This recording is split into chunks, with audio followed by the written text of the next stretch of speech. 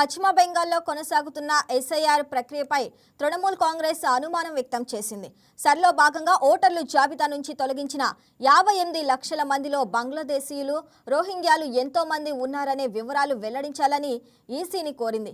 కేంద్ర ప్రభుత్వం బెంగాల్ను లక్ష్యంగా చేసుకొని వేధింపులకు గురి చేస్తుందని తృణమూల్ కాంగ్రెస్ నేత అభిషేక్ బెనర్జీ ఆరోపించారు. బెంగాల్ జనాభా 10.05 కోట్ల మంది ఉంటే ఎస్ఐఆర్ ప్రక్రియలో దాదాపు 5% మంది ఓటర్లను తొలగించారని అన్నారు. There is no such language which exists. Bengalis are being labeled as Bangladeshis in BJP ruled states. We have seen many instances. So the onus is on the people of Bengal to understand and the people of this country to understand that BJP will continue to do politics over religion, caste, creed and based on which religion. ఈ video మీకు నచ్చినట్లయితే like చేయండి, share చేయండి, మా ఛానల్కి subscribe చేయండి.